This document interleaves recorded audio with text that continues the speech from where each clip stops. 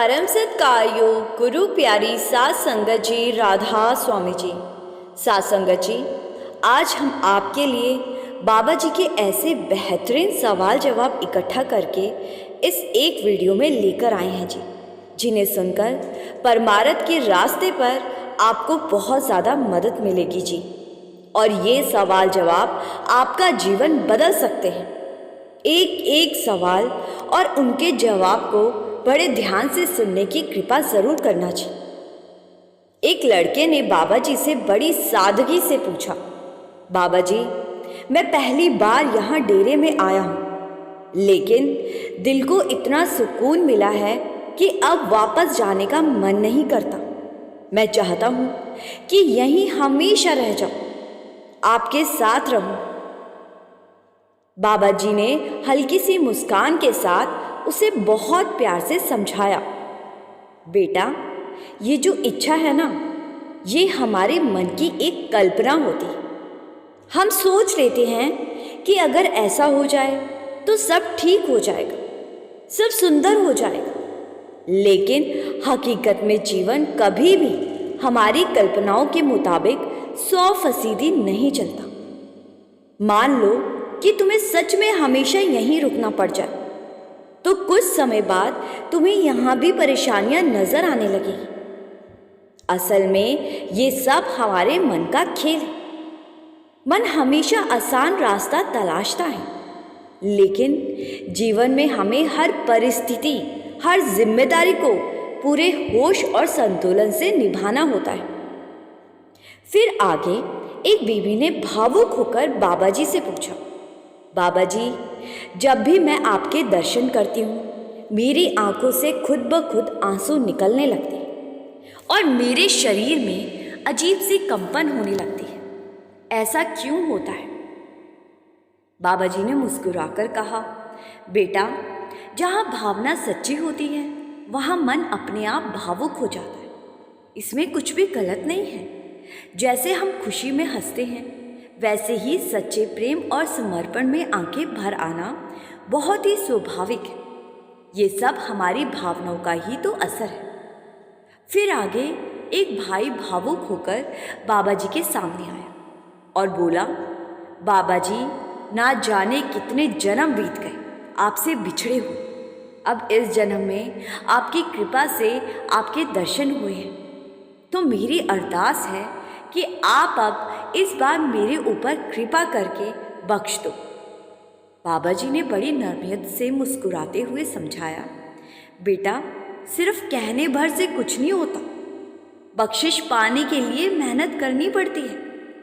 मांगने से मालिक दुनियावी चीजें तो दे सकता है, लेकिन रूहानी दौलत तो मालिक की भजन बंदगी करके ही हासिल की जा सकती है। तुम बस अपने कर्मों को सुधारो, भजन सिमरन में मन लगाओ, मालिक खुद ही मेहर करेगा। अगला सवाल एक भाई ने बाबा जी से किया, बाबा जी, मैंने एक दुकान खोली थी। कुछ समय तक सब कुछ बहुत अच्छा चला, लेकिन फिर अचानक बीच बीच में काम रुकने लगता है या ठीक से नहीं चलता, जिससे मैं बहुत चिंतित हो जाता हूँ। बाबा जी ने शांत स्वर में जवाब दिया, बेटा, क्या कभी दिन हमेशा रहता है? नहीं ना। हर दिन के बाद रात आती है और फिर दोबारा से नया सवेरा होता है। ऐसे ही जीवन के उतार चढ़ाव होते हैं। काम कभी खूब चलता है, कभी थम जाता है।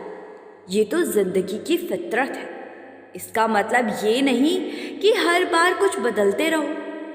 मेहनत में कोई कसर मत छोड़ो और लगे रहो। फल अपने आप अपने समय पर मिलेगा।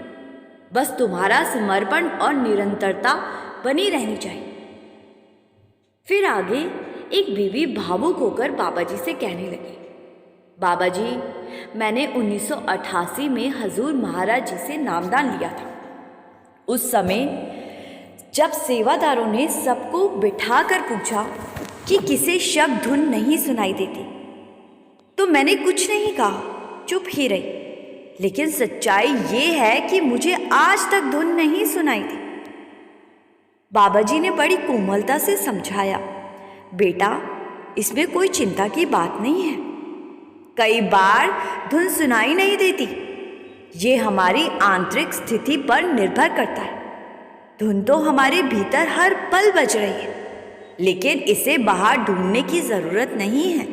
ये भीतर ही है और इसे सुनने के लिए मन को स्थिर करना पड़ता है। आप बस अभ्यास करते रहो, प्रयास मत छोड़ो, मालिक पर भरोसा रखो। एक दिन ज़रूर वो अनहद नाद तुम्हें अंतर में गूंज उठेगा। फिर आगे एक बुजुर्ग ने श्रद्धा भाव से बाबा जी से पूछा, बाबा जी, मेरे मन में कोई खास सवाल नहीं है, मैं तो बस आपके दर पर एक मंगता बनकर आया। बाबा जी मुस्कुराकर बहुत प्यार से जवाब दिया, बेटा, हम सारे ही मांगते हैं। जिस तरफ देखो हर इंसान मालिक से कुछ ना कुछ मांगने में लगा हुआ है। कोई सुख, कोई शांति, तो कोई दुनियावी चीज़ें मांग रहा है। हमें मालिक से कुछ भी नहीं मांगना है। मालिक ने जो देना था वो पहले ही दे दिया है। हमें तो सिर्फ उसकी भक्ति करनी चाहिए, उसकी रज़ा में जीना सीखना चाहिए। जब हम खुद को उसके हवाले कर देते हैं तो फिर जो उसके मौज में होता है वो हमें वैसे भी मिल जाता है। इसीलिए मालिक की भक्ति में लगे रहो। वही सबसे बड़ी मांग और सबसे बड़ा वरदान है।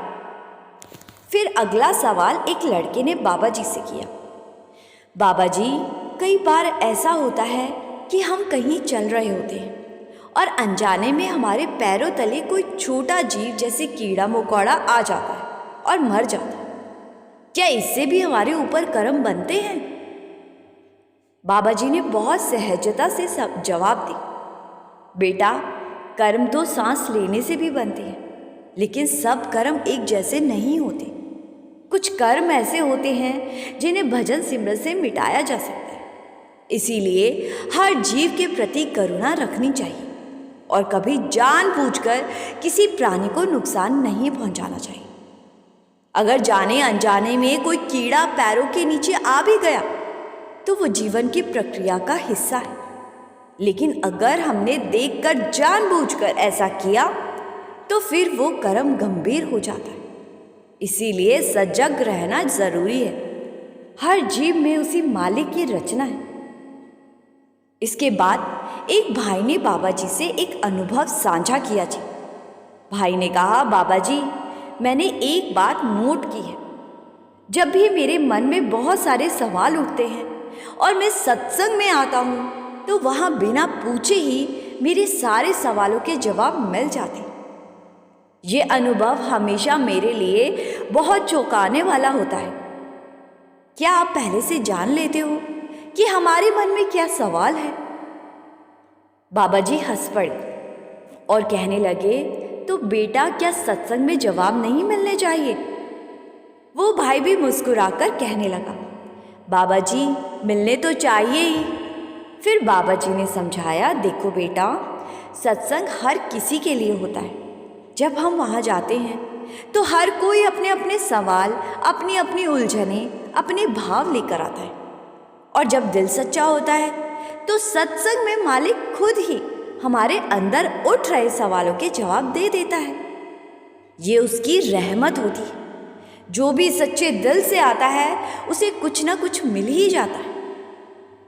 फिर आगे एक बुजुर्ग सज्जन बाबा जी के सामने रोते रोते अपने दिल का दर्द बयान करने लगे। उन्होंने कहा, बाबा जी, मेरा पूरा परिवार बिखर गया है। पहले बहुत मेहनत से सबको एकजुट रखा था, लेकिन अब सब अलग हो गए हैं। हर कोई अपनी राह चला गया है। क्या ये सब मेरे ही कर्मों का नतीजा है?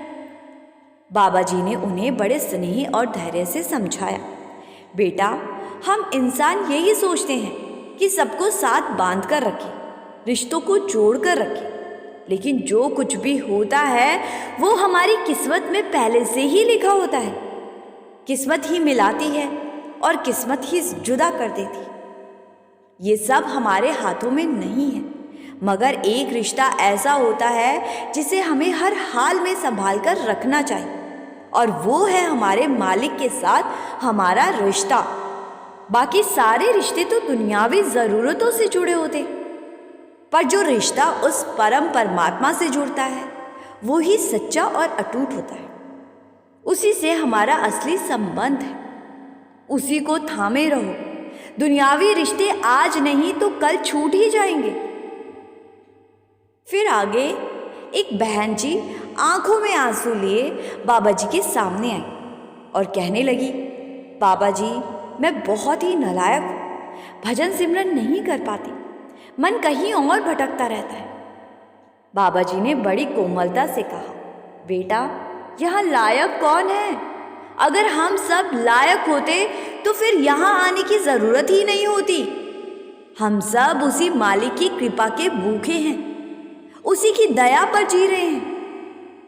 वो बहन फिर भावुक होकर बोली, बाबा जी, मेरी आपसे विनती है, आप ही मुझे भजन सिमरन करवा दिया करो। बाबा जी ने बड़ी सादगी से मुस्कुराते हुए समझाया, बेटा, अगर हर काम बाबा ही कर दे तो फिर आपके हिस्से क्या बचेगा?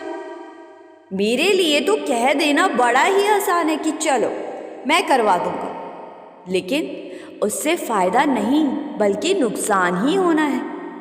जब तक आप खुद अपने प्रयास नहीं करोगी तब तक उसका सच्चा फल नहीं मिलेगा। जो खुद की मेहनत से किया जाए वही टिकता है, वही आत्मा को बदलता है। इसके बाद इसी बहन ने बड़ी श्रद्धा से एक और बात कही, बाबा जी, मेरे दोनों बच्चों को नेक समझ और समृद्धि देना। इस बात पर बाबा जी ने बहुत ही सच्ची बात कही, बेटा, अगर हम अपने घर का वातावरण अच्छा, शांत और सच्चाई से भरा रखेंगे तो बच्चे खुद ब खुद उसे सीख जाएंगे। बच्चों को सिखाने का सबसे असरदार तरीका यही है कि हम खुद भी वैसा बने जैसा हम उन्हें बनाना चाहते हैं। फिर आगे एक लड़की ने बाबा जी से बहुत ही भावुक होकर सवाल किया।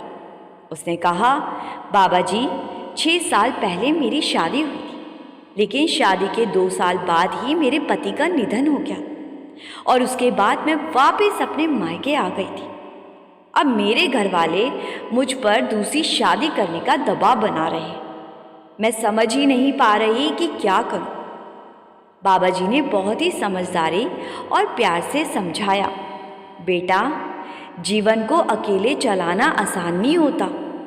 किसी ना किसी सहारे की ज़रूरत हर इंसान को होती है और माता पिता भी सदा साथ नहीं रह सकते। इसीलिए उनकी बातों को अनदेखा मत करो। ध्यान से उनकी बात सुनो, सोचो और फिर धैर्य से निर्णय लो। फैसला ऐसा हो जो ताउम्र तुम्हें चैन दे। जल्दबाजी नहीं करनी, लेकिन आंख मूंद कर इनकार भी नहीं करना। फिर आगे एक लड़की ने बाबा जी से सवाल किया, बाबा जी, कई बार ऐसा होता है कि हम किसी काम को शुरू करने ही वाले होते हैं और तभी ऐसी स्थिति बन जाती है कि समझ ही नहीं आता कि कौन सा रास्ता चुनें। हम उलझन में पड़ जाते हैं। बाबा जी ने बहुत सहजता से उत्तर दिया, बेटा, जब ऐसे दो राहे पर आए तो शांत मन से सोचो, अपनी समझ और विवेक से फैसला लो। अगर कोई गलती भी हो जाए तो घबराओ मत। हर गलती कुछ ना कुछ सिखाने आती है। गलती से सीख लो और आगे बढ़ो, लेकिन गलती के डर से रुक मत जाना। रास्ता तभी बनता है जब हम चलना नहीं छोड़ते। फिर आगे एक और बहन बाबा जी से अपनी चिंता लेकर आई। उसने कहा, बाबा जी, मेरी बेटी का रिश्ता एक ऐसे परिवार में तय हुआ है जो सत्संगी नहीं है, लेकिन मेरी बेटी कह रही है कि जब तक उसे नामदान नहीं मिलेगा वो शादी नहीं करेगी। बाबा जी ने मुस्कुराते हुए कहा, बेटा, इन बातों में उलझने की ज़रूरत नहीं है। कोई सत्संगी या गैर सत्संगी नहीं होता। ये दीवार हमने ही खड़ी की है। बड़े महाराज जी ने हमें पहले ही सिखाया है कि हमें जात पात, मजहब और बाहरी पहचान से ऊपर उठना है, लेकिन अब हमने खुद ही गैर सत्संगी जैसी एक और दीवार खड़ी कर ली है। हमें ये नहीं देखना कि सामने वाला किस पथ से जुड़ा है, बल्कि ये देखना चाहिए कि वो इंसान कैसा है, उसकी सोच कैसी है, उसका व्यवहार कैसा है। और बेटा, क्या तुम्हें लगता है कि हर सत्संगी स्वभाव से भी अच्छा होता है? अच्छाई किसी पहचान की मोहताज नहीं होती। हमें इंसान की इंसानियत देखनी है, यही सबसे बड़ी पहचान है। और रही बात नामदान लेने की, वो मालिक की मौज से होता है। हमारा हक है मालिक से नामदान मांगना। वो कब देगा ये उनकी मौज है। फिर आगे एक भाई ने पूछा। इस भाई की आंखों में आंसू थे। उसने बाबा जी से भावुक होकर पूछा, बाबा जी, अक्सर सुना है कि जो अरदास दिल से की जाए वो ज़रूर कबूल होती है। क्या ये बात सच है या फिर हमें वही मिलेगा जो किस्मत में लिखा होगा? बाबा जी ने बड़े प्यार और धैर्य से जवाब दिया, बेटा, अगर हम गहराई से सोचें कि किस्मत बनती कैसे है तो हमें समझ आएगा कि मालिक ने किसी की किस्मत नहीं लिखी। ये तो हमारे अपने कर्मों का ही फल है। जैसे हमने बीते समय में कर्म किए, उसी के अनुसार हमारे जीवन की राहें तय होती है और उसी को हम किस्मत बोल देते हैं। अब जो चीज़ हमारी किस्मत में लिखी है वो तो मालिक हमें वैसे भी दे देगा, बिना मांगे भी। अरदास करना हमारी आंतरिक संतुष्टि, मन की शांति के लिए है। लेकिन क्या तुम्हें लगता है कि मालिक को नहीं मालूम कि तुम्हें क्या चाहिए? जो देने की ताकत रखता है तो वो जानने की भी ताकत रख सकता है ना कि हमें क्या चाहिए। इसीलिए मैं यही कहता हूँ कि मालिक से मांगने की बजाय भरोसा रखो। वो जो भी देगा सही समय पर देगा और तुम्हारी भलाई के लिए ही देगा। इसके बाद एक भाई ने बाबा जी से थोड़ा हिचकिचाते हुए सवाल किया, बाबा जी, लोग कहते हैं कि जो लोग मांस खाते हैं तो क्या उन्हें अगले जन्म में जानवर बनना पड़ता है? और जिन जानवरों को काटा है वो इंसान बनकर उसे काटते हैं। क्या ये सच है? बाबा जी ने शांति से समझाया, बेटा, कर्मों का हिसाब बहुत ही सूक्ष्म और गहरा होता है। ये ज़रूरी नहीं कि कोई अगर 10 जानवरों को खा गया तो उसे 10 बार जानवर ही बनना पड़ेगा। ये सब गणना जैसी बात नहीं है। बात असल में भोग की है। जितना कष्ट किसी को तुम्हारी वजह से हुआ है उतना ही दर्द तुम्हें भी झेलना पड़ेगा। मकसद बदला नहीं है, मकसद है अनुभव। मतलब तुम्हें उसी पीड़ा से गुजरना होगा जिससे उस जीव ने तुम्हारे हाथों गुजरते समय महसूस किया था। कर्मों का लेखा जोखा बड़ा ही सूक्ष्म होता है और मालिक का न्याय बिल्कुल निष्पक्ष होता है। फिर आगे एक लड़का बाबा जी से सवाल करने लगा, बाबा जी, नामदान लेना क्यों ज़रूरी है? बाबा जी मुस्कुराए और बोले, बेटा, पहले तू ये बता, कपड़े पहनना क्यों ज़रूरी है? लड़का बोला, बाबा जी, कपड़े इसीलिए पहनते हैं ताकि हम अपने शरीर को ढक सकें। बाबा जी ने बड़े प्यार से समझाया, बिल्कुल ठीक कहा बेटा, जैसे कपड़े तन को ढकते हैं वैसे ही नामदान आत्मा पर लगे अवगुणों को ढकता है। जब इंसान नाम लेकर सच्चे मन से भजन सिमरन करता है तो धीरे धीरे उसके अंदर के दोष, गंदगी और कमजोरियां दूर होने लगती है। नामदान आत्मा को शुद्ध करने का जरिया है। फिर आगे एक स्कूली लड़का बाबा जी से थोड़ा झिझकते हुए बोला, बाबा जी, मैं स्कूल में पढ़ता हूँ और कभी कभी मुझे कुछ सहपाठियों पर बहुत गुस्सा भी आता है। मन में उनका बुरा सोच लेता हूँ और फिर बाद में पछताता हूँ कि मुझे ऐसा नहीं सोचना चाहिए था। बाबा जी ने बड़े धैर्य से उत्तर दिया, बेटा, इस संसार में हम सब एक ही मालिक के संतान हैं। जैसे तू अपने भाई बहनों से प्यार करता है वैसे ही वो जो तेरे साथ पढ़ाई करते हैं वो सब भी मालिक की ही संतान है। अगर हम किसी के लिए बुरा सोचते हैं तो वो सीधा उस मालिक की रचना को ठेस पहुंचाते हैं। इसीलिए हमें सीखना चाहिए कि सबके साथ प्रेम और सहानुभूति से पेश आए। किसी के बारे में बुरा ना सोचे, ना ही किसी पर उंगली उठाए। मालिक की बनाई हर आत्मा सम्मान और स्नेह की हकदार है। साथ संगत जी, ये सवाल जवाब बाबा जी के अलग अलग प्रोग्रामों में से हमने चुनकर संगत के लिए इकट्ठे किए हैं जी। सवाल जवाब सुन लेने के बाद दूसरी संगत के साथ शेयर करना मत भूलें जी, क्योंकि इस तरह के सवाल जवाब एक ही वीडियो में मिलने बहुत ही मुश्किल है जी। हमने संगत के लिए बड़ी ही मेहनत से ये सवाल जवाब इकट्ठा किए हैं जी। एक और विनती है जी कि कमेंट में राधा स्वामी लिखकर संगत के अपने इस चैनल को सब्सक्राइब करना मत भूलिए जी। गुरु प्यारी सास संगत जी, राधा स्वामी जी।